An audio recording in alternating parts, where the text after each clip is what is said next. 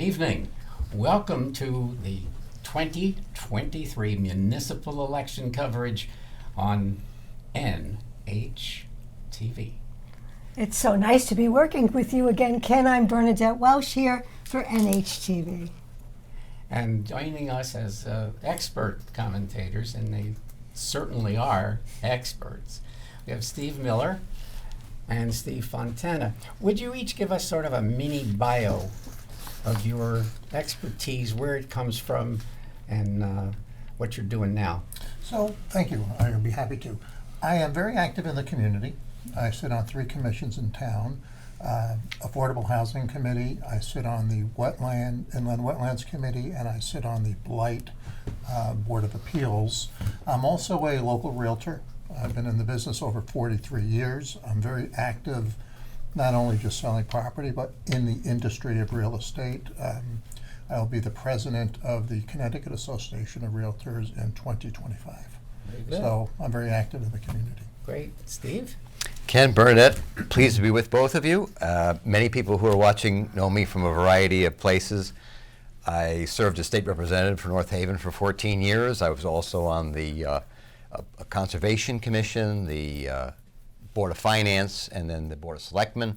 I'm currently on the Economic Development Commission, and I'm president of the North Haven Trail Association. And just for sort of personal information, what do you do in your spare time? Spare time. What's that? No, when you love what you do, it's great. So I don't, spare time is spending time with friends who in most cases were people I've worked with over time. So it's good. I have 2 daughters and have a wonderful grandson. Love to spend time with him. Good. Steve? My day job, I'm Deputy Director of Economic Development for the City of New Haven. And besides that, I don't have a whole lot of time for other things other than travel. I do a lot of travel.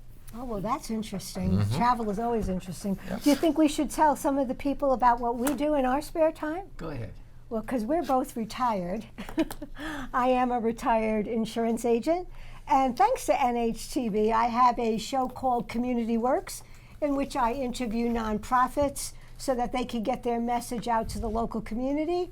And I have the pleasure of having worked with you on the Memorial Day Parade.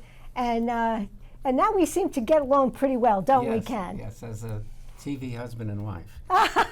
That's what, I mean, we work together. Well, I'll leave it right there. Yeah, let's leave it right there. After careers in journalism and broadcast management and teaching at the college level, consulting, and most recently teaching adult ed for the Hamden North Haven program. And now it seems like in retirement I spend a lot of time with doctors and dentists. If one thing goes wrong, it's the other yeah. thing, it's the ear, it's the knee. But the best part is spending time. I've got 7 grandchildren, 4 significant others, 2 grand dogs, and just a great family. And we all live in the area of North Haven and Hamden. Wow. So the election here today, around the state, the word was really low turnouts. Yeah. But as we went on the air, the turnout here was almost 30% in North Haven. Gentlemen, what do you attribute the higher than elsewhere turnout for North Haven? Well, I would say I think that traditionally North Haven's turnout's been roughly a third. So I think it's pretty consistent that the people in North Haven appreciate voting, take it very seriously, and are eager to come out regularly and vote, whether it's so-called off-year elections in odd-numbered years or sort of the bigger elections in even-numbered years. Certainly there's always issues and there's always candidates fighting for contested seats, so that always helps to drive it a little bit. And the weather was good. Can't discount the weather. It was a beautiful day. So along the same lines, I think North Haven is one of the communities that participates in the community. And I think voting is a big piece of that. So you get to choose the people you want to see run the town. I think people like living in North Haven so very much, and they appreciate the services that we receive for our tax dollars, that they don't want that to go away. So voting is their way of saying, either yes, I like what's going on, or maybe we'd like a change. And so far, everybody's saying yes, we'd like it to keep on going. Now, I don't know how much drama there's going to be as the evening progresses, but No drama. a couple of interesting situations. The Board of Education, how does that stack up? Well, the Republicans have a 6-3 advantage on the Board of Education. The Democrats have the 3 minority seats. And this year, unlike some past years, we had a primary on the Democratic side back in August, or maybe it was September, excuse me. But it was about not having enough seats to endorse candidates for the people who wanted to run. So people ran. That's the democratic process with a small d. Some of the ones who were endorsed by the committee won. Some other candidates who weren't did win. So it's all about democracy working, and we had a great turnout, I think, for the Democratic primary. Again, I think it was in September. And, you know, we have a slate of candidates that are interested in running, which is important. I mean, obviously, education is a big element of our taxes. Yes. It drives the existence for thousands of our fellow citizens in North Haven and matters to their kids, you know, dramatically. And I think people want to make sure they're getting their money's worth when it comes to spending money on education. So it's always going to be an important issue. I think Mike Frieda is a fantastic leader, and that's what drives our slate. And he's put together a very good team of individuals to be on the boards and commissions. So I think it's ultimately the leadership of our town is what is driving. It's a very civilized political situation, unlike what's going on nationally and perhaps other places. And it's been that way really for quite a while. People like, from my perspective as a former journalist, this is not a quiet town by any means, but it is a civil place to be. I don't think the kind of behavior that name-calling type places would be tolerated here. How do you perceive, though, in speaking of the real estate part of it, it's getting to be expensive to move into town. That's true. It's getting expensive to live in almost any town now for various reasons. Prices in North Haven have gone up significantly, as other towns have, but the cost of ownership here Yes. is less than some other towns, and I think that's really important. The education system here is well sought after for potential buyers who want to move into town. So I think that's part of the bigger picture. Yeah, but there is still a little bit of low inventory, wouldn't you say, Steve? And that sometimes drives the cost of buying a house in North Haven or any town in Connecticut is a factor. Well, as of this morning, single family and condo units in all of Connecticut, there were 3,965 units for sale. To put that in perspective, pre-pandemic, there are upwards of 17,000 units. Wow. So What a supply and difference. demand, there's still very heavy demand. We're seeing 38% of the transactions were done in cash. So there's a good chunk of the buying public that's not affected by the rise in interest rates, though some are significantly impacted by that. But the bigger picture is it's still driving. Yeah, I'd love to see more housing, affordable housing being built in North Haven and Hampden areas so that people could stay. I mean, some seniors want to stay and they can't because they want to sell their house, but then where are they going to go and can they afford that? And I'd hate to see folks in my age group or a little older not be able to stay in the town that they've lived in all their lives. Well, that's, in my opinion, there are several reasons why inventory is so low. One of them being the home healthcare industry has boomed in the last 12, 15 years. So people are aging in place much longer. So back in, call it 15 years ago, you would, if you had somebody bedridden, you'd have to put them in a facility, in which case you'd sell the property to support it. Now it's flipped around. They're aging in place longer, maybe another 5 or 10 years, and bringing care to them. So most people would prefer to stay where they are if they had the chance to do that. Now they do. So those properties aren't coming to the market anytime soon. That makes sense. That certainly makes sense. And it makes the inventory in North Haven even slimmer. But Right. because it's a great place to live and to raise your kids and to be a senior. At least that's the way I feel. It would seem to make it tougher for the party that's out of office to get in office. That's for sure. Like what is there to really be Yes. concerned with in a threatening way? What do people worry about? Well, I mean, I think to Steve's point, actually, it's interesting you were talking about inventory. I mean, I think one of the things that's typified North Haven over the last 20, 30 years is that if there's a property on which you could build a home, it's been built. So I wouldn't say necessarily, I'll defer to Steve on this, but I think North Haven is almost pretty much built out. It's Yeah. very hard to find places to put homes, which will limit the supply. So that will help, that will be a challenge. You know, I think honestly, it's kind of interesting. When you think about historically speaking, if you were to go back 30 years, you would say, just for instance, Ken, just because you were mentioning earlier, Hamden's a Democratic town and North Haven's a Republican town, right? So here we are 30 years later, and pretty much the same still applies. So there's sort of enduring trends or philosophies or patterns to people's behaviors that don't change very much one way or the other, is what I would say.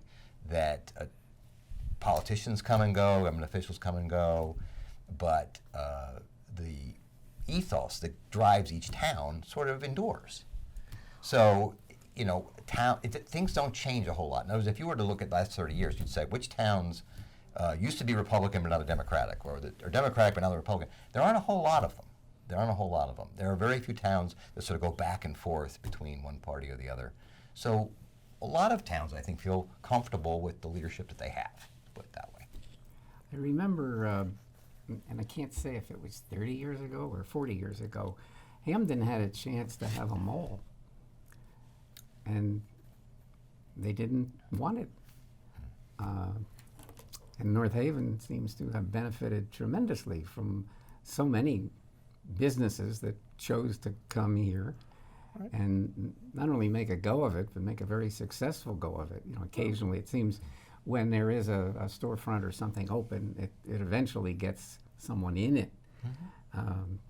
And also the Quinnipiac situation. Once upon a time, Quinnipiac was the enemy. And now the fear is they might be too helpful.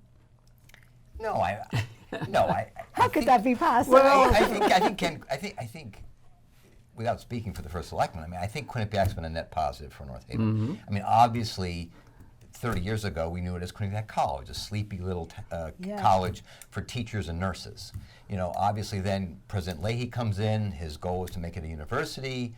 He builds this fantastic facility on Rocky Top. They develop this great hockey team, and they grow in terms of students. And I think we benefited as a town. I mean, if one had said, look, Anthem is moving out of their facility in North Haven, who's going to take it? I think you'd want Quinnipiac to take it, honestly. Great, stable, growing higher ed institution, law school, business school, you know, graduate schools in nursing, speech pathology, go on and on and on. So I think actually it's been a positive for the city. And you know, another thing that I think that Quinnipiac has done is that there's a brand new apartment complex at 447 Washington Avenue. And I don't think if it were not for Quinnipiac University that the town would be able to lease those units. They're pretty high end. So the fact that this brand new apartment complex has come up on Washington Avenue is a result of the fact that there are people that teach at Quinnipiac and come here, and so they need places to stay. And probably for real estate, that's what you're going to see, because the single lots are gone. So if we're going to be building housing, it's probably going to be an apartment complex of some kind. But that's I could positive. address that two different ways. One of them being through strong leadership here in North Haven, Mike Frieda has driven the economic growth here. And I cannot quote some of the projects he has coming down the pike, but he is on top of that every single day. What does that do? It drives top-end revenue to our town, It certainly does. which keeps the tax base in check. That's one of the most important things Mike has done for this town is increase the top-line revenue, in our budget. So with that, yes, there are very few places to build now, and the cost of building has been impacted significantly. So what used to pave a road used to be, I think, $100,000 a mile. Now it's $2. So when you're looking at those things, and Mike builds in road paving in every single budget. So he kind of round robin goes around the town to make sure we have. We have good- an excellent bond rating as well, so if we We- have to we- borrow money, we can. We just were re-rated AAA by S&P. So, you know, that's part of that bigger picture of people moving in, the growth, the economic, commercial growth. It all ties into the same package. No, I couldn't agree. I couldn't agree more. And what we get for our tax dollars here in North Haven, I think everyone would agree. I mean, some people have to bag their leaves and put them on the end of the street. The town of North Haven says just get them to the edge of your property and we'll pick them up. Again, it seems like something very silly, but it's not, especially as you age and you can't really do as much as you want. The fact that the town provides you with a service that you value is certainly a net positive for those of us that live here in North Haven. From my perspective is, and my wife's, we love sushi. Well, that's good. Well, we got some Oh, good there's sushi. some I know, interesting I know. things to talk about. Let's talk But, about sushi. Talk about the relationship between Quinnipiac and sushi. Now here's a stretch, but my wife and I were dining at the Palace, and as we were leaving, we realized there was a table of 12 young men. There was another table of about the same number of women, but they weren't engaging in discussion. But the men were all members of the Quinnipiac men's hockey team. And I got all excited and like, you know, I taught there and this and that and the other thing. And they were such gentlemen. One of them had been injured and he was there. But the Quinnipiac student of today is not the Quinnipiac student Yeah. of 10 Yeah. years ago. And the fact that sure. the shuttle bus from Quinnipiac came to North Haven, not just over there in Hamden. And a lot of the people who'd been students there for a couple of years said, why are they making us go to North Haven? And then when they started coming to North Haven, they went, you know, this is a pretty good place to have that service. And I know that when I used to talk to students about what are leisure activities, and yeah, they thought, yeah, this area doesn't have any. It does, and those concerts on the green, which Yes. are probably as fine a concert, and I also, because we've been associated with that Memorial Day weekend parade, the students don't necessarily go to that, but for families, you know, Yeah. it slipped off for a while. It's coming And back. now it's coming back, and I'm seeing, when we interview people in the crowd, we're hearing, oh, we grew up here, the parade was a part of growing up. And not too many towns have a parade of that magnitude. And For the size of our town. yeah, I mean, Yeah, the what's governor- the the governor population now? came, yeah. High 20s? What, Probably 26? mid 24, 26, something like that. I always thought it was around 24, Yeah. anywhere from 24 to And 26. Hamden's double that, but they seem to have lost the parade. But that green is such a precious place. I mean, I've walked the cemeteries up there and read what's on them, and there's a respect here for the past and a good sensitivity about the future. And a lot of people I know want to get in, but that's not as doable as it is wantable. You know, understood. it's not, and I don't mean it in an exclusionary way. It's just a fact No, of that- life. But it's all those supporting reasons. You know, it is a quality of life. I don't know if the airport has made any difference, but I do know a lot of people in southern Connecticut are saying, I don't have to go to Bradley anymore, or all the other places they were going. If you live in North Haven, it's a hop, skip, and a jump, but you don't have the Absolutely. traffic problems that go with having that actual airport. Were you involved with that, with the airport, Steve? I've I been think you- peripherally involved. I think you were. Let me just say that from our perspective, having the airport functioning and having an airline in there is the single biggest economic driver for the region. From our Really? Yeah. perspective. And I can tell you that Avelo, the airline that's in there, has been very successful. They fly nonstop to something like 18 or 19 You destinations. just added Puerto Rico. Exactly, right. Yeah. And they've never stopped flying to any destination. Now, you have to work with their schedule and their requirements, but the success is undeniable. And we're hopeful that we can get the runway extended, because if that happens and we build a new terminal down there, you could see another couple of airlines come in. And that would be really exciting, because I think Steve will attest that if you're not connected to the global economy, you're not participating equally economically. And so New Haven, obviously, great highway system, Yes. great train system. Yes, yes. Air and water are the next two items. So having a functioning airport is really exciting, and I think that the reports that I've gotten have all been very positive about the experience of flying out of Tweed nonstop to places all over the East Coast. So, Yeah, I've done it twice. Oh, good. Excellent experience both times. good. I've probably done it a dozen times because my mother lives in Florida. Oh, yeah. Yeah.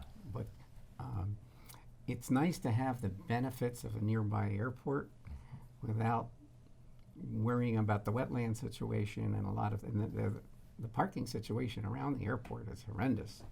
The neighbors who live there, and when it came to Connecticut many years ago, I lived in that area, and you know, it's a burden when you can't park your own car, but the benefits are really amazing, and I know. Right.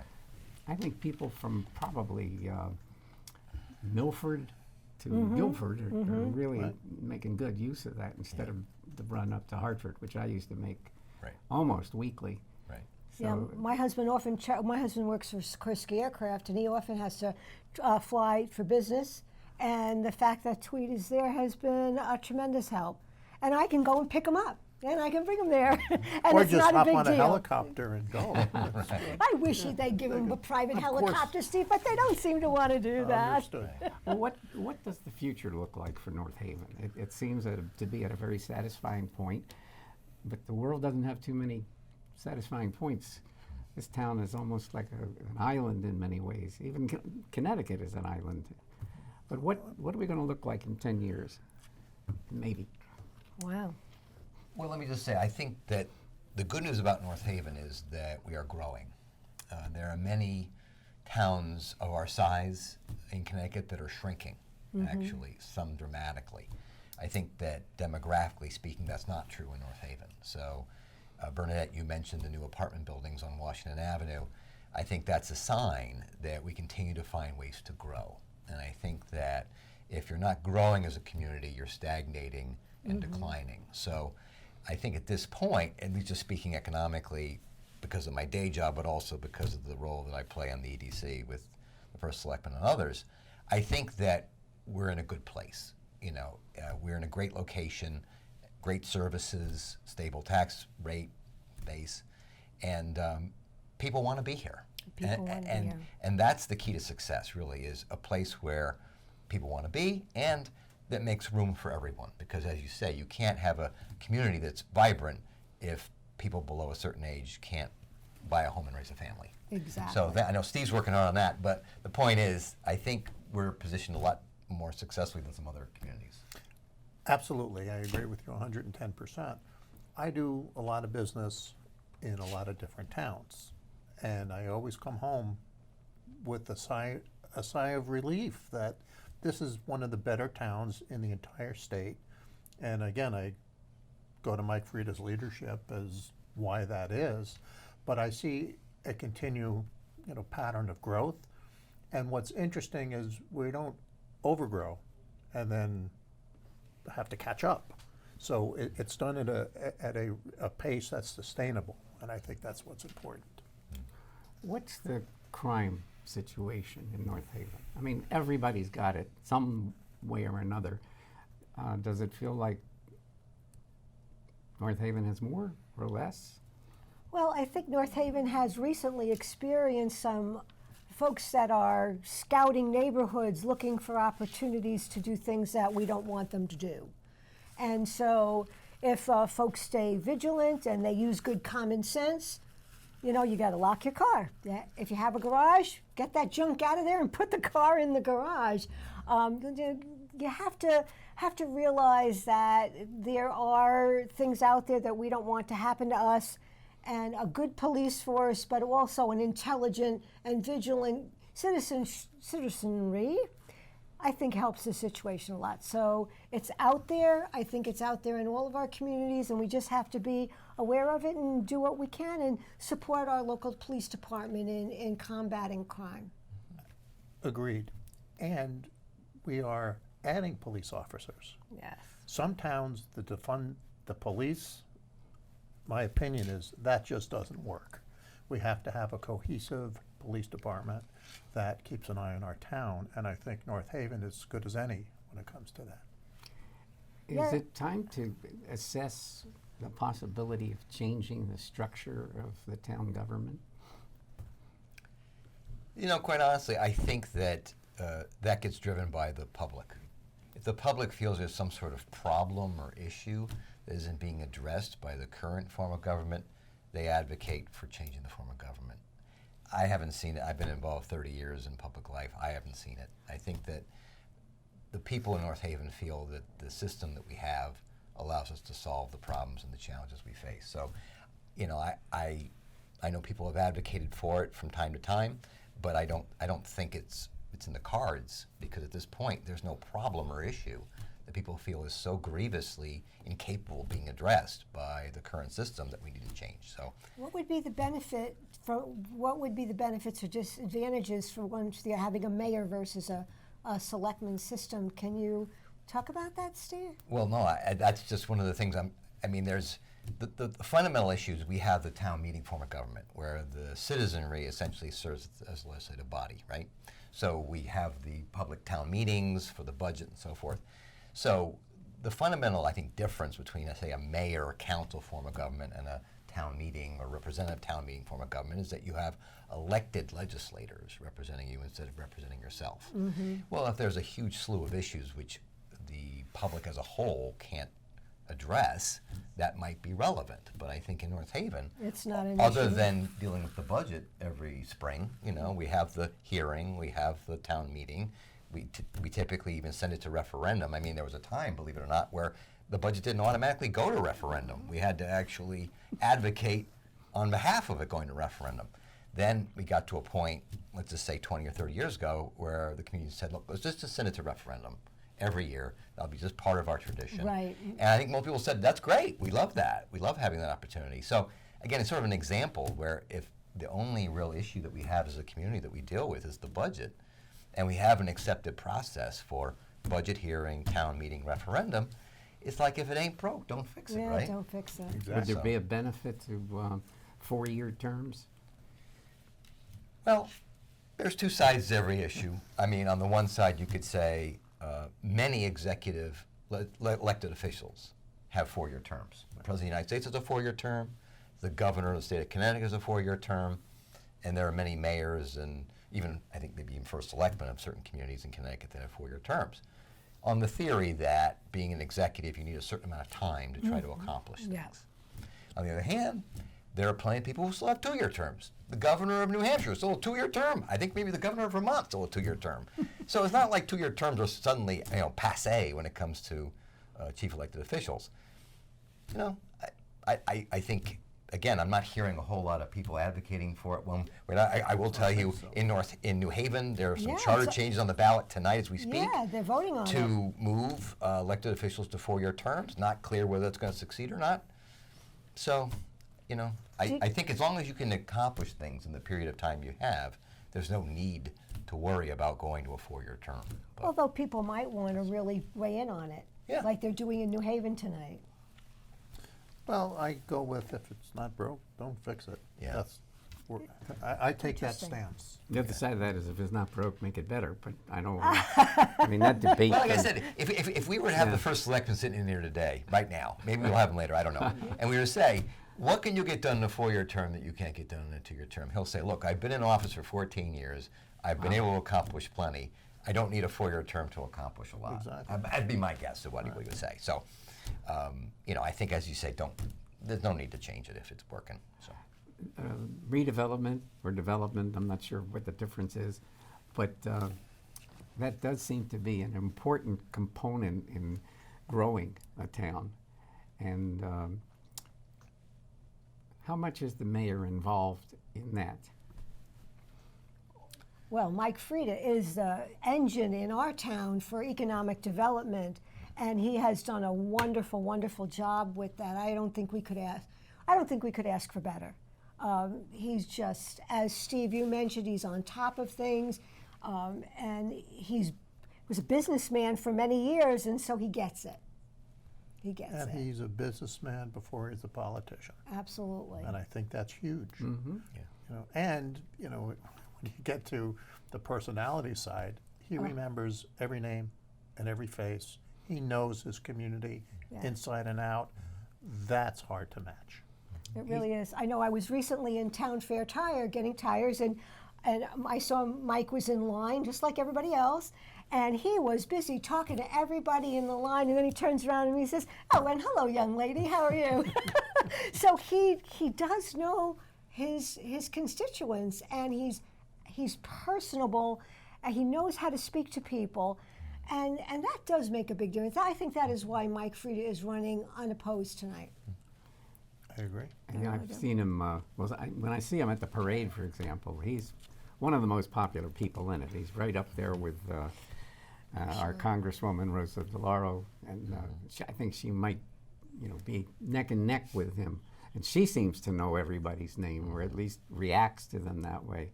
But I have such respect for the parade. The saddest part is each year they read the list and toll the bell about who's passed away in the past year. I think the number was 30 plus last year. So, but the parade itself has maintained the quality. Still, the units want to march here. And after some years where attendance really was down, I definitely saw an uptick in the not just the attendance, but in the alertness. And the biggest applause that I saw was to the veteran units. And probably the second biggest were the youth movements. I mean, there must have been 1,000 or 2,000 Maxinaway kids and everybody else. And the people have just a lot of love for these things. And then having the Hurricanes, that marching band, which is I think love world class. I love the Shriners. I love to I'm a see the Shriner. Shriners. Little cars. You see the little cars with the hats. I love Yeah. it. It's all, you know what it is? It's about community and caring for each other. And whether it's North Haven or any of the towns where people have gone out today to vote, where you see people caring about their communities and enjoying the privileges that we have as Americans, it warms the heart. At least that's and that how I comes feel. from the top down of leadership. For sure. I pay taxes in other towns, and I am not pleased with how things are done. You drive down into the most prominent corner in one of these towns, the weeds on the sidewalk are 2 feet high, Yeah. and it doesn't take a lot to fix that. To mow your lawn, right? Take out a weed whacker. Yeah. And just, if I was on the public works truck, I'd say stop the truck and take the weed whacker out and do it. Mike Fried is the guy that if there's a bench on the green that is dilapidated, he calls public works to say, replace it, and they do. So it's just it's an attitude Yes, of, it's an attitude. of caring about your community. And again, that's from the top down and the bottom up. I've been living in this town almost 30 years, and I know some wonderful people. The neighborhoods, that I've lived in, everybody helps each other, and it's part of what we do here. And if there is one house that might stick out that's gotten a little run down or somebody's not living in it, it isn't very long before that house gets purchased or renovated. It's just like it makes sense to do that in North Haven because of the value of the property itself. From having it be run down to bringing it up to snuff, it makes economic sense. Whereas in another town, it would be like, that neighborhood's just like, why bother? And so here, I think we don't have that. And that's something to be very and I proud also of. sit on the Blight Yeah, Committee you do. here. You do that, And Steve. we've cleaned up, I think the number's like 600 houses Wow. since it was first I think it's about a dozen years And it's about helping people. So, a lot of elderly people can't take care of their homes. They need help. So we try to coordinate some services with them just to help them out. And at some point, it just makes sense. And if you're living next to a house that's dilapidated, well, it's bringing down the value of your house. Absolutely. So it's a matter of bringing up the entire community. This Okay. is a question for the producer. Can you give us an idea of how things are going and when we might have that? I just heard in my ear that they're still waiting for numbers, so we have to be a little bit more, a little more patient to see if we can get those numbers. A little more light on our feet. Because we are and keep going. hoping that Mike Frieda will join our broadcast, but I guess he can't join it until everybody's been accounted for. For Right. sure. You want to know the results for sure. Right. And we've had some years where it was getting into the next day, just about. And I didn't expect this would be one of them, but who knows? Well, they want to get the numbers right, so they're probably, I'm sure, tabulating as we speak. As we speak. Yeah. And I also want to give a mention that NHTV is quite an asset to this town. And I know,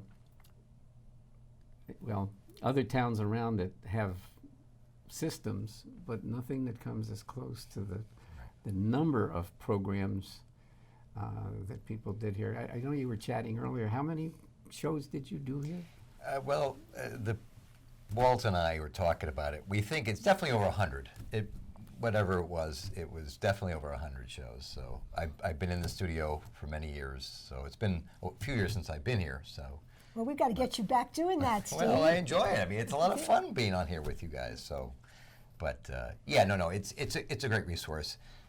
We're very fortunate again to have had this one particular gentleman, Walt Mann, Yes. helming things here for us for so many years, and helping it to grow. And so many people have passed through here who have gone on their way to professional jobs Yeah. in the industry as a Yes. result of the training they got with him here. So. We just got to be very grateful for NHTV. I know I'm certainly grateful to be able to do my TV show here.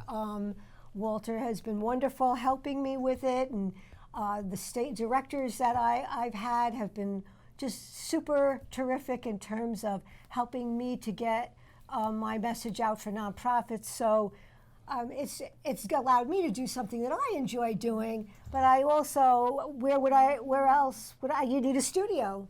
You need a system. Right. And I also think that a lot of our folks maybe listening need to realize that NHTV could certainly use a little bit more financial support.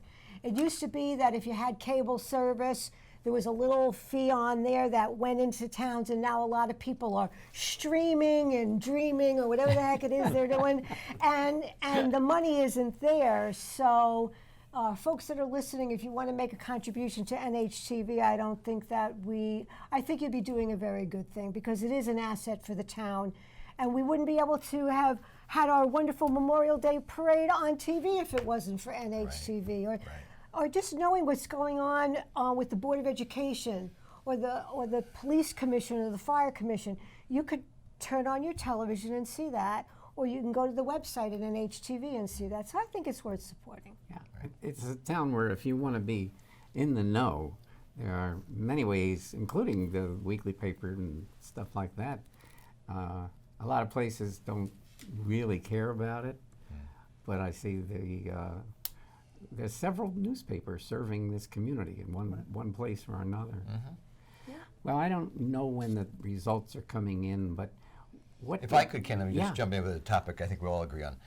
The boys' football team is just incredible. I mean, obviously, I'm not a follower of them specifically, but the season they're having is one that should be written about in a book, because between what they went through, like at the beginning of the season, and then I think they've beaten 2 top 10 teams already, and the season isn't even over. So let me just give a shout out to the men and the young men and everyone involved with our boys football program, because it's like they know what to do. I mean, let me just say it's something to make you very proud of their success. So I'm sure, Steve, you and I could agree about this, but it's impressive. So. And doesn't the high school band still play for football games? I know when my kids were involved with the music program, they would have to go, and Ken Tedeschi would have them play during football games. I don't know that they No, still I apologize. do I've that. not been to a game in years, so I'm not I going don't to know speak that to that. either. But it wouldn't surprise me. I don't know. The little genie in my ear says the high school band still does play, so Oh, that's good, good. good. Because you see, then it gets more than just the moms and dads that are watching their kids play football. Now you've got the high school band involved, and it brings more people to the games. And the fact that the young men are doing such a great job, in addition to being something proud of, again, it creates community. It builds community, and that's another wonderful thing that we could talk about for the town of North Haven. So many things that we have going on that build community. It's just like our summer concert series. Mike has expanded that. Right. And now I understand that they're going to create a permanent band shell instead They're of just doing it having. now. Yeah. Is that going to be another wonderful asset for the town of North Haven to have a band shell where our summer program, the high school kids can come and play their summer concerts for us? I think it's a wonderful aspect of life in North Haven, for sure. Yeah, no argument. Yeah, no But argument. don't tell Agree too to many maybe. people. Don't tell too many people. Why not? Why not? Well, Come on, no, Ken. no, We I- can't brag. I think we can brag. I don't wanna brag. So what, back to the development situation, are there any major projects that are at least being thought about, or they're already on the drawing boards? There's probably 60 or 80 Whoa. projects, and I'm not at liberty to speak on them, but Mike has always got his irons in the fire, and he's focused on the north side of Route 5, the north end of Route 5, to bring in some significant tenants, and developers are now negotiating, with some pretty good tenants. So that's all I could say at the moment. Yeah. I'll just add that we're always looking for ways to collaborate, and right now we're at the early stages of trying to develop a project that would span the North Haven, New Haven line down in the Monowee section of town. Again, like Steve said, can't talk about details, but it's an exciting project which, if it comes to fruition, will create lots of taxes and lots of jobs. Nice. So Wonderful. it's something to keep your fingers crossed about. Good. Well, maybe next time we get together, we could talk about it for Right, real. right. So, I think we're shortly going to get some Some numbers? numbers. Well, that'd be Not nice. sure what. I don't know. Is there a football game tonight?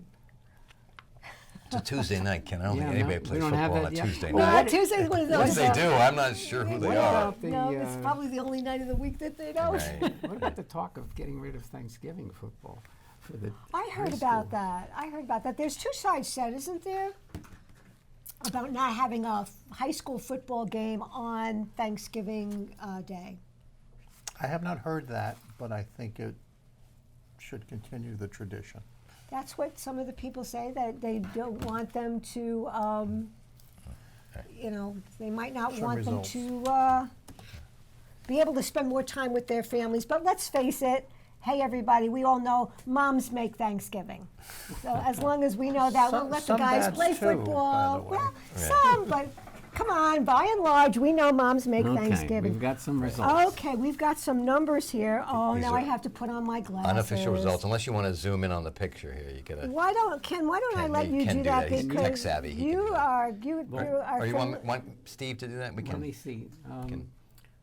I'll expand it for you. Okay. Yeah, I just want to check. I do have some totals here, Okay. and that.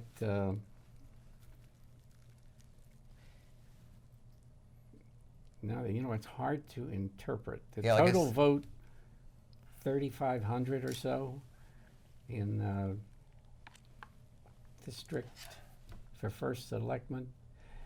I'm going to turn it over. Let's let Partly Steve do for it. the- It's his Yeah. phone. Yeah. Let's let Steve deal with it. Let's let and Steve do then, that. All right. Let Steve help us So- out, Steve. District 1, first selectman, obviously, there's nobody. So I'm just looking at on row A. Second selectman, a total of 1,358 votes. That would be for Sally. Correct. And Bill Piper, 2,510. Mike Frieda, 3,518 votes, but obviously unopposed. Town clerk, tax collector, Stacy Arborough is unopposed with, gotta follow this, 3,286 votes. Town treasurer, Rodriguez, 1,186 votes. And Don Clark, 2,721 votes. Board of Finance, Barrett, 1,411 votes. Doheny, 2,574 votes. Board of Finance still, Ahern, 1,228 votes. And Zebrano, 2,511 votes. Board of Finance, unopposed, Bob Hannon, 2,314 votes. Board of Ed, Mansur, 1,398 votes. Where are we? Board, I'm sorry, this is hard to keep track of. Adele, 2,417 votes. Gabriel, 1,399, and Soleimani, 2,495. Again, more on the Board of Ed, 596 votes, where Rudnick has 1,896 votes. Board of Assessment Appeals, Fox, 1,362 votes. Andrews, 2,665 votes. These are just the Republicans. No, there's both. No, she's reading off the sheet. Oh, I'm sorry. I'm so sorry. I apologize. Okay, Board of Assessment Appeals, Fletcher's unopposed with 2,819 votes. Planning and Zoning, Quick has 872 votes, where Wayman 1,435. Unopposed, Cummings with 1,550 votes on the Republican side, and unopposed, Triana with 1,681 votes. Zoning Board of Appeals, Sharma with 235 votes, Clark with 782.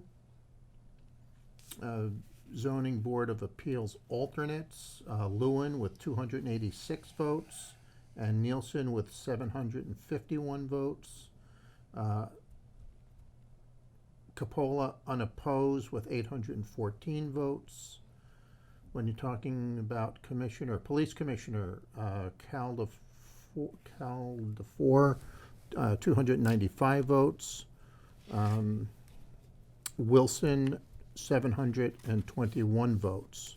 Fire Commissioner Caldwell, 256 votes.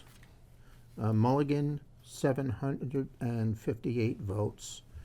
And Fire Commissioner 2 is Brown with 451 votes. That's what I got. Okay. So it Any- looks like red across the board. Does it look totally normal? Say that again, please. Totally normal, or is there any surprise in there? I don't see any surprises, especially in the unopposed ones. No surprises at all. What does that say about the total number of people who came out to vote tonight? We're today? looking at, it looks like 100% of the vote counted for selectmen, but right now we're looking at about 65 to upwards of 100. So, Well, it sounds like about 4,500 votes. yeah, so the. Yeah, the- that's what I was I mean, you're getting at. basically, the Republicans have somewhere between 36 and going on Yeah, down. so here- and Democrats are like 1,300 on down. So you've got roughly 4,900 votes. Okay. About 28 or so And I percent. think we have 15 or 16,000 voters, so Right. that's Yeah, about Around 28%. to your point, about 28, 29% of the Okay, well, for an off-year election, you Yeah. know, that's, Yeah. you know, that's how it goes, I guess. I think most towns in Connecticut are experiencing a similar kind of turnout, maybe even less. Well, it also looks as though the national picture and all of the reportage about the national picture isn't having any effect here. It really is politics as local Right. for here. Well, it is true. I mean, I think we said earlier that contested elections and/or issues tend to drive turnout. And to the extent that, as Steve was pointing out, a lot of positions are uncontested, and that we don't have any particular issues that we've been discussing as a community over the last couple of years, it makes sense that the turnout would not exceed sort of historical norms, is what I would say. Agreed. And I'm wondering from our producers, any word on a visitor coming in at any particular time? Is that still on the, Not yet. not yet? Okay. CPD. It's Is got- it your it's- little birdie It's again? going to be a surprise, That little Ken. If you bird in don't, my if you ear. tell people about it, it won't be a surprise. Well, I'm kidding just, you, No, kidding. it's just some of those years where Yeah. we stayed till the last vote was counted a couple times, which I think we've. Was that a national election or No, was that on local? here. Oh, really? You know, I think with the congressional races, Yeah. those years were tough sometimes. I And see. our technology tonight is a little different also. Okay, I think that our guest is on his way, Oh, very good. so we get to chitter chatter a little bit more Oh, that's good. That's a before good the man sign. of the hour arrives. Yeah, and if I could just actually, because I do work the elections quite often, I'm an assistant registrar at Ridge Road School quite often. The process is actually somewhat time consuming. You'd think, well, it's all on computer, it's all going to come out right away, and there's a process you go through to close down the election site. The voting machines. Well, the voting and the people that are doing the work, the ones who are crossing your names off, their books have to prove, in essence, they have to make sure that their numbers add up in terms of the votes that were cast versus the number of names they were crossed off. If they're too far apart, there's an issue. There's something wrong. So yeah. you deal with those employees or those workers first. You get their numbers to balance, and then you excuse them, and then you move to the machines. But in many of our polling places, there's more than one machine. Green Acres probably only has one machine. I won't speak to that, but it's possible. I will tell you at Ridge Road you have two. I think you have at least two at Clintonville. So the point is you have to run the tape, so to speak, for both machines before you can report the numbers from Ridge Road, say, or Clintonville. So I think people obviously are impatient to get results, and they think, well, it must be because it's on computer, it can be right away. Well, they're still human beings at every step of the process. For sure. Making sure there's no funny business, making sure that everything works out. So, and then when the ballot is quite long, as it is today, in fact, it's one of the longest we have municipal races, it takes a lot of math to make sure you're adding up all the candidates across all 5 precincts plus AB. So, just to share that with the public who's watching, in case you're curious, why does it take so long? Good It's because insight. you have to make sure that it's done right. I mean, I think we're proud of the fact that we all work together to get numbers we all can believe in. We don't have some of the issues you were mentioning, Ken, in other places, so we can stand behind the numbers here in North Haven when we get them. But it doesn't mean it takes a few extra minutes. So we'll just be patient. It gives me a chance to tell you Yeah. a story about me. I learned how to cheat elections when I was in college in Philadelphia. I had an internship with the Committee of 70. This was a nonprofit organization for honesty in government and elections. And they trained us to spot cheating. So they showed us how to cheat.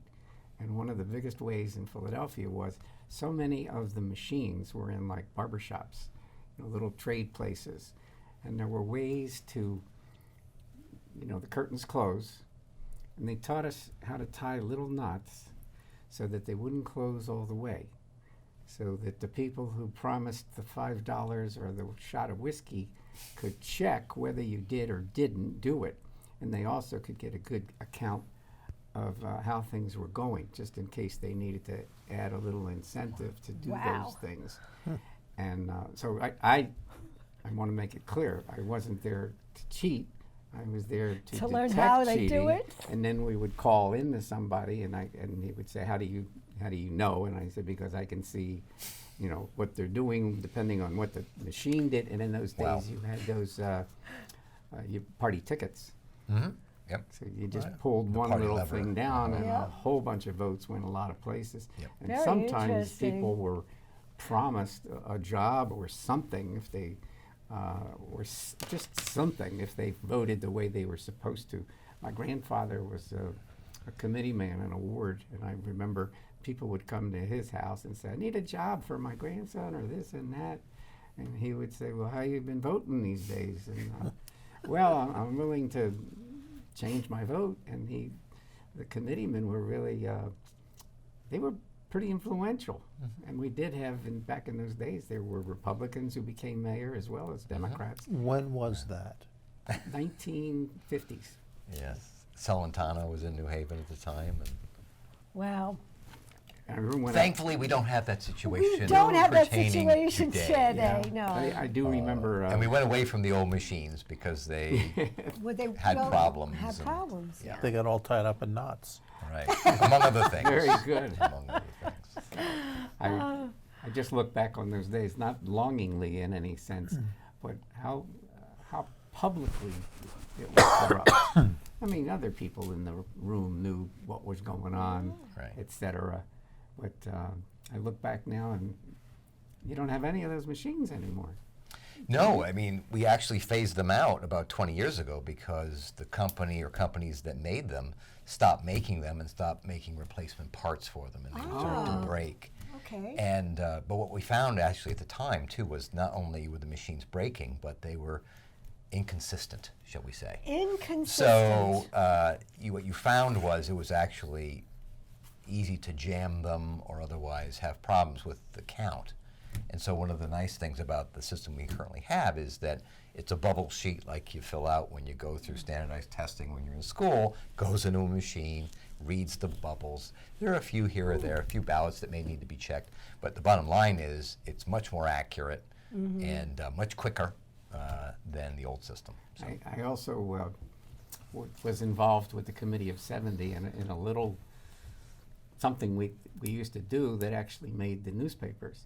The city would report the final numbers and add them up and do things like that. And my boss said, "I want you to check the math." I'm going to be a journalist. What are you asking me to do math? And this is all before computers and things like that. He says, "No, I want to make sure there weren't any mistakes in certain of the totals." And I was just beside myself, but it was a good internship. So I went to City Hall in Philadelphia, William Penn up on top looking down on us, and I got the ledgers that they were using to write the numbers in after they checked the machines. And I added up this column, and I said, it doesn't add up to what they published. I mean, somebody took all those numbers, wrote it in, and then wrote the total. They didn't add it up, and I'm going, They how made can up this the little- numbers? They made up the numbers? they did something, and I was thinking, wait a minute, I'm this little college guy.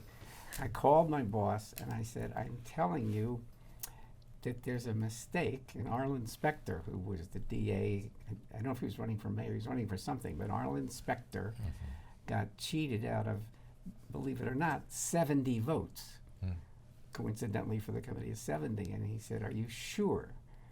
And I said, "I'm sure." So he came over to City Hall, and he said they made a mistake, and he figured right away where they made the mistake. And I might have been the Philadelphia Bulletin, or the Inquirer wrote, "Committee of 70 finds 70 votes for Arlen Specter." One for each of you. And they didn't credit the intern who discovered that. How easily forgotten. But it is that's pretty. It wasn't a close election, but it does show you how the machine, it Yeah. wasn't the last stop on that route. It went through human hands, human minds, and I don't think they were really trying to steal 70, but coincidentally they did. That's my story, and I'm sticking to it, and I've never covered. There are some cities in this state that are known for certain erratic behaviors when it comes to the machines and everything else. Well, and then we've got cameras watching people. So the technology has come so far that we can, if we really want to, know what's going on. We really can. And I think that that's the difference, is that there are hopefully, and will continue, checks and balances on these things so that the people who deserve to be elected are elected. And North Haven doesn't have any problems in that regard. I mean, it's just we just don't, and it's a good thing. It's a very good thing. So have any of you ever been involved in election misbehavior? Not involved in it, but have you ever suspected tried to anything? fix an here, election, you Steve? know? Well, actually, just as an aside, I can mention, because it is a historical fact, that the first time that I ran for state representative in 1994, there was a challenge that the town clerk had in counting the votes that were cast, such that she erroneously reported that I had won, when in fact I had not, because she was adding the wrong votes to my totals and the totals of my opponent. So it was one of those things where I went to bed after a long day and I unplugged my phone. Just a quick true story. I unplugged my phone so I can just go to sleep and I don't have to get bothered. My parents come to my apartment and start banging on the door to wake me up. And they say, you won, you won. And I said, no, I didn't win. I didn't win. They said, no, trust me, you did win. The town clerk said you won. And I said, I don't think I won. Anyway, then the next morning I get a call from the Speaker of the House saying, congratulations, you won. And I said, thank you, but I'm not sure I won. Long story short, that day they do a recount and they discover the error that's been made and they fix the error. And so I end up, of course, losing because I had known that I had lost, but the numbers needed to be checked. So it's just sort of an example, and this again with the old machines, but human beings doing the count. And so if you're not careful about what you're doing, you can make a mistake. Nothing intentional. Right, Nothing right, intentional. Completely inadvertent, right, yeah. Right. No, trust me, the town clerk at the time was a lifelong and diehard Republican. She was not making a mistake in my favor, but seriously, she was taking her job very seriously, so I knew that she would do what she needed to do to follow the process and make sure that the right result pertained. But the point was, right, it was nothing intentional Right. about it. It was clearly, Exactly. it was just a function of, as we were describing, taking the right votes for the right candidates from the right polling places and trying to put them all together at the end of a very long day. I mean, what many people don't appreciate is, How long a day it is. yeah, the polls open at 6, but poll workers start at 5. Wow. And if you start at 5, you got to get up probably at 4. So if you're the town clerk or the registrar of voters in town hall, you've been up a long time by the time the votes get counted at 8, 9 o'clock at night. So Wow. you can understand why people might make some inadvertent errors. The good news is it was caught, and I can say that because I said even though it didn't inure to my personal benefit, Right. I knew that I hadn't won, and she fixed the results so that way the election was cured or remedied in that sense. Sure. But the point is that Ken, to your question, that was my Election brush with story. inadvertent number counting issues. Yeah. So, Where's AI when you need it? well, I'm this not. is 1994. We didn't even have the internet then. really. Oh, boy. And when you unplugged your phone, it was your house phone. It was my landline. That's It right. was I took the back of the phone and just. Oh, and you unplugged it. I did, yeah. I was love it. tired. I didn't want to be bothered by anybody calling. Yeah, for any reason. congratulations or not, or Right. whatever. It's just I want to go to bed. Yeah. I wanna How sleep. many more elections before you won? Well, the next time I won, 96, I won. The numbers were done correctly. There was no issues issue. with the count or the result. So that began my career as state representative. Did they have a new clerk? No, same clerk. But I would have to imagine Extra eyes? that she was focused very carefully Yeah, she made on sure. making sure that everything was done properly. So Well, that's a great story, Steve. thanks. It Well, I'm really glad you is. enjoyed that. Yeah. No, not only did I enjoy it, and the Yeah. fact that people really do want to do the right thing. Yeah. In some places. Yeah, well, in know, most, I I would- think in most instances. I have wouldn't faith you in say? humanity. Yeah. That I think people generally want to be good. Okay. I used Some to people are clunkers, however. Yeah. Our numbers are now wonderfully on the board. Oh, wow. And here we Very have good. Green Acres. Okay. And I think, as we see, there are really no surprises with the numbers. We are looking at Clintonville School now, where Tim Doheny has beaten Nancy Barrett. And this is for the Board of Finance, I believe. I do believe Yeah. that is true. And there are the totals. Right. So we're looking at 25, 35, 4,000 votes in that one. Okay. Okay, thank you. Look at that. Now this is the votes from the rec center. This is where I vote. So a little over 1,000 votes. So I guess, do some people just skip a line, or they only vote for the you know, Ridge Road was that's relatively a little close. 609 to 519. Yeah, just because you're allowed to vote for a certain number of candidates doesn't mean that you must vote for that number Right, of you candidates. could just ignore it if you can wish. vote for fewer or none. Right. So sometimes there are ballots that are only partially completed. Okay, so that doesn't Right. invalidate the ballot if you just No. if you don't okay. Right. We're also noticing that this time around absentee ballots are not an issue. It's just not something that. Either that, I mean, either they didn't cast any or you don't have the results, one or the other. Oh, okay, that's a good Typically, point. there are a small number in North Haven. You don't see Even a on an off year, Steve. Yeah, I mean, people are out of town and do want to vote. I know some families take vacation, believe it or not, on election day because it's, I think, a professional development day for the teachers, so they get a long weekend Yeah, out of yeah. it. Some people are sick and don't want to come out of their home. Other people have they're working the entire day.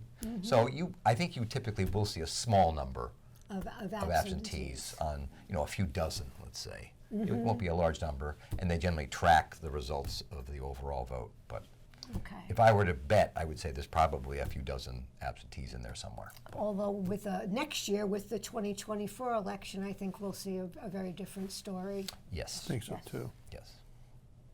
More time to get a ballot? Yes. Well, I think the General Assembly and the governor, if I'm not mistaken, have modified the process by which you can apply for absentee. In the past, you had to have a specific reason. Your absence from the town during all hours of voting, your physical incapacity or illness, your, I'm trying to think of the other reasons.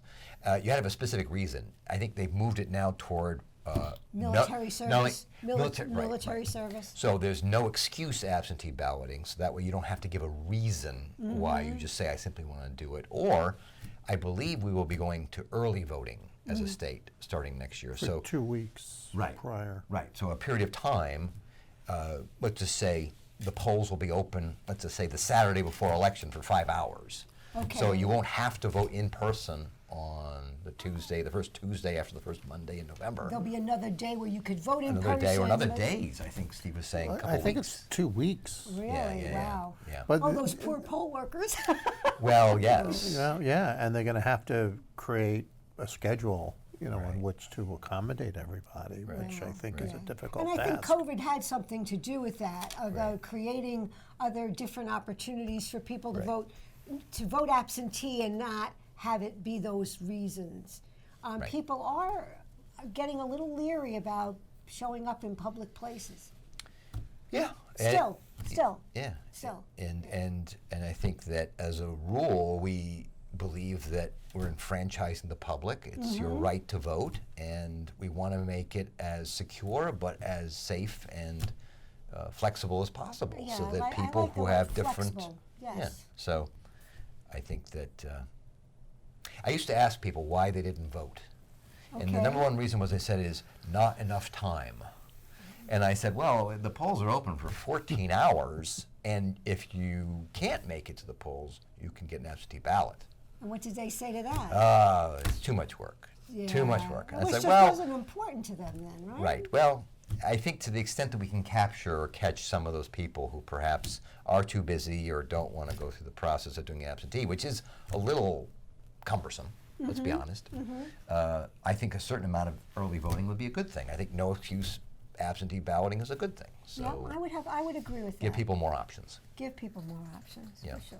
For sure. I'm wondering if our producers might get an ETA Yes, yes, we do. for our guest. Our guest is still making his way over. Let's hope that's what's happening. Yes, I the see, little genie in the ear has assured me that is Oh, that okay. is the case. Because I see But we're it's, still looking at numbers, and they're all making very good sense, aren't Yeah. they? Yeah, they're all very consistent. with Very each other. consistent. and the time is 911, so that's the number to call if you have a problem not related to the election. The excitement on election night when I was a kid, and this is a long time ago, and again having a grandfather who was politically active at a time when there was a lot of skullduggery, but there was a lot of whiskey involved in those days. I mean, they actually, you got your shot, and in some communities it wasn't $5, it was maybe $2. But you know, for some people back then, that was an incentive, especially if they They really got paid to vote. yes. But they had to vote the right way. That's where my little cheater. That's where Yeah. okay, they had to vote the right way. Correct. It was worth Or a shot. maybe the left way. You know, in those days, I don't think we had left and right. We had Republican and Democrat, socialist. In Philadelphia, it was actually a party with Yeah. candidates in various places. It was complicated back then, and now it's, I don't know. I remember going as a reporter up to the Capitol for the reading of the ballots, tallying them up, and then they would have took an hour in some cases for the write-ins. And guess who always, every year that I went, won the write-ins? I would have to None say of the above. or the incumbent. Mickey Mouse. That's funny. There we How go. times have Okay. changed. Yes, indeed. Oh, that's And funny. it was Mickey Mouse, Yes, Donald Duck, and then there were, you know, your best friend or something, a whole bunch of things that we couldn't identify. Wait a minute. Looks to me like we have a Door closing guest. from the other side. Oh my goodness. Here he is. Okay. Hey everybody, hey Steve. Bird. How are you? Good evening. Steve, Good how are you? evening. Good, how are you? Good. I love that guy, Steven. Thank you. And, Thank you. and we have the background to match, you know, the Very good. colors and everything. thought Mike we- I Frieda thought- is yeah. here, Yeah. and we had some technical issues through the night, and it resulted in Mike being in person. Can we put a good light on him? Yeah, they're working on it. Yeah, give us a few seconds. Do you want the makeup or just? I need a lot of makeup, so none of it's gonna help, so. Not at all, not at all. What did you think of the turnout today? You know, I think District 1 is still on the verge of coming in, so I'm not sure what the total turnout is tonight. Okay. In terms of percentages. Now, normally the state average is about 41%. So it'd be interesting to me to see what this turnout is. I'm very grateful to have been running unopposed, but sometimes that takes the turnout down, ladies and gentlemen. And that's something I think we have to watch for, because as all of us would agree, that the right to vote is such a precious right. You know, all of us here, we support our veterans. We have veterans who fought for that right. So we really want to see strong turnouts at the local level. And I think we'd all agree also, and people talk about this even at the state level, that it's at the local level where really the rubber meets the road, where things can get done with an elimination of bureaucracy. So I hope the turnout is at least what the average would be, 41%. The earliest assessment we had was almost 30% earlier in the day. Okay, good. And from what we were seeing here in the various races, there was it looked like a good turnout by comparison to what's been happening in other places. That is good to hear, Ken. That really is. So Of course, I'm watching not only our race, but I have many of my colleagues who are up for re-election, men and women whom I'm very close with, that we work together on a regional basis. So I'm really watching to see how those races turn out also. And what that means for North Haven resident is that in my case now, completing my 7th term, I'm involved with a lot of boards and commissions. I chair some of the state boards and commissions. I've been a 2-time chairman of the Council of Governments. So we work very closely together regionally. So what sometimes gets overlooked or unnoticed is that when the complexion of the chief elected officials changes, it adds a dynamic into the equation where in the beginning it's not as fluid in terms of working together regionally. So I'm curious to see how many of my colleagues make out tonight. Are there any particular issues or concerns that you have for the next 2 years? I have a very big concern, Ken, and it's a concern that, quite frankly, ladies and gentlemen, I'm fed up with, I'm disgusted, and we're not going to take it anymore. And it's the rising crime here in North Haven. And last night, as an example, we hosted a community meeting with over 100 people. And some of the stories we heard about what's happening, not only with car break-ins, but the brazen aspect of some of the criminals that now have targeted North Haven. So I'm on a mission. I'm on a mission to continue to fortify public safety here, support the police department, add more officers this year. And right now, what we're doing is we're increasing patrols late at night by giving overtime to additional police officers. I believe that the fundamental responsibility of any chief elected official is to ensure the safety of the residents living in the community. Now, I'm a big proponent of supporting education, which I will continue to do. As everyone knows, I'm involved with every single economic development project in town. We have a degree of services that people like. Leaf collection, we just started that. We're the only municipality that does this. Love it. So those core services are very important. But to answer Ken's question again, public safety, eliminating crime, and creating consequences for criminals that dare come into North Haven, Connecticut. That's my biggest priority right now. Who do you need most on your side to accomplish that? I think it's a collaboration. It's a collaboration of us locally. To give you an example of that, we just had a regional mayor's press conference with the police chiefs from all over the area. And I was with the mayor of New Haven. Steve works for New Haven in the Economic Development Department, so he knows Justin Elliker. So this was a bipartisan gathering, Republicans and Democrats. We all spoke. And this press conference was designed to address another problem that we have. And that problem, ladies and gentlemen, is street takeovers. We're seeing it all over the state of Connecticut, Street takeovers. where ATVs are coming into our cities and towns, and they're taking the streets over. Now, my wife Shirley and I, we saw this actually happen. We're coming off 91 North. This is back in July. And we stopped, and Route 22 was taken over. Oh, And to see these people on these bikes pointing at our residents, pointing at cars, almost daring them to cut across. So here's what we're doing. We've created a regional task force, and it's going to be unfolding this way. Any street takeover that we see as chief elected officials or police chiefs in this region, which encompasses about 10 or 12 municipalities, our police department and mayors and first selectmen, we've created this task force. There will be SWAT teams going into these different cities and towns to stop these street takeovers. Now, we know that we can't, from a policing standpoint, take and stop 300 ATVs. But the strategy is going to be, we're going to pick off 6, 7, 8 at a time. We're going to confiscate those ATVs for those people coming in and trying to take over our streets. We're not only going to confiscate the ATVs, we're going to issue fines, and we're going to take the ATVs and have them crushed, ladies and gentlemen, literally crushed, to go into the scrap heap. And we hope regionally That'll stop it. that over the course of time, that will deter and stop this from happening. And those are the consequences I was talking about earlier. That's something that we can do.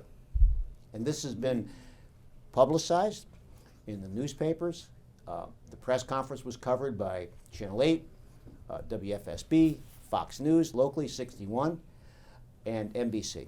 And that's what we're doing. That's the number one problem right now. Mike, I was wondering, how can the citizens of North Haven help in these endeavors? Should they feel empowered to call certain numbers, to give information?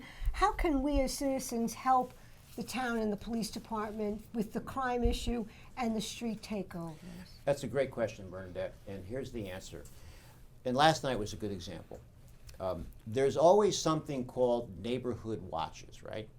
So what we described last night, and to answer Bernadette's question, ladies and gentlemen watching on NHTV, that we want a community watch. We'd like to ask the residents to be vigilant, to be aware of what's happening at night in particular, or even during the day. Have a sense of acute self-awareness. Anything you see, any suspicious activity, report it to the police department. I can guarantee you that our police department will respond in a 5-minute fashion at the outset, because we need more intel, to use that word. For those that have Ring cameras, share the footage with the police department. Share any footage you have, any information. If you can get license plates, whatever the information is, that will help. So if we envision North Haven as a close community, put aside the concept of neighborhood watch, embrace the concept of community watch. All of us, all 24,500 citizens. You see something? Report it, and our police will respond. And as all that's happening, we'll be fortifying our police department with more patrols and more officers in next year's budget. Speaking of the budget, how will you be able to hold the line? Largely can through economic development. So I try to take a page out of my business career. The more you can grow the top line revenue, the more you can reinvest back into the corporation. That was my philosophy in corporate America. So I look at government as a similar model. We're not a corporation, we're a government. But the more we can grow the top line revenue through bringing in new businesses that bring incremental taxes into the town, we can reinvest back in the town of North Haven, the corporation, the government of the town of North Haven. Without economic development, it's difficult to reinvest. Now, also on the expense side, we watch every line item, and we really watch it closely. Most recently, I had a ratings call with S&P 500. These are some of the smartest financial people in the world, ladies and gentlemen. And I'm happy to report that for the 6th consecutive year, we've been re-rated AAA with S&P 500, which is characterized by the rating agencies as the gold standard of financial management for a municipality. Mike, what could you tell us about the quality of life here in North Haven and some of the things that enrich the lives of the citizens of North Haven? I know you and I were chatting at one point about creating a band, having a bandstand for our summer programs, and I know we're smiling, but it's part of the quality of life. What would you like to say about that for the future of North Haven? So we've addressed the public safety issue, but the quality of life, to Bernadette's question, I believe revolves around many different things. It's the quality of our parks and recreational facilities. It's the quality of our sports fields for those children and young adults who play sports. It's embracing the arts, bringing in more people who are interested in the arts. And as Bernadette mentioned, the bandstand, it's my goal to have this permanent bandstand, which ground is being broken right now, to not only utilize that for concerts on the green, and that's part of the quality of life, and I'll get back to that in a moment. But the bandstand is designed to increase the town activities on the green. I've already contacted many art studios. They'll be putting on performances, plays, and musicals. I believe that that's part of the quality of life. Paving roads. We've paved another 12 miles this past year. Upgrading drainage systems to eliminate street flooding. This is all part of the quality of life. So we look at the concept, ladies and gentlemen, of quality of life. It embraces several different categories. Each category has to have attention paid to it. Infrastructure, streets, roads, drainage, parks, sports facilities. We renovated the track. We're renovating the high school girls softball field and the high school girls baseball field. We are putting more into playscapes. We're updating all playscapes for children. That's really a big part, Bernadette, of the quality of life. Yeah, I couldn't agree with you more. I really couldn't. I think that people want to live in North Haven for all those reasons.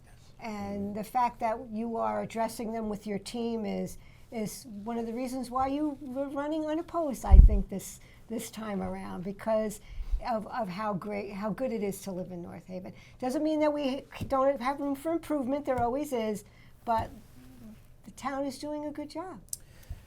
Thank you for that, Bernadette, and yet, as I know these two gentlemen know, because they work with me quite often, A different perspective.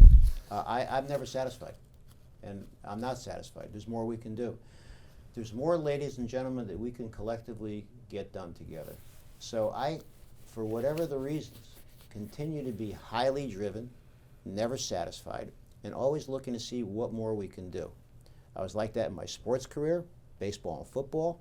I was like that in my corporate business career. I was never satisfied, and sometimes that's not good.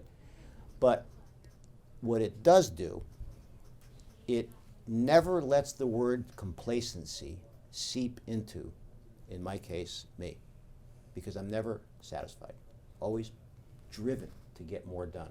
And that's how I see these next 2 years. There's a lot more we can do, working collaboratively.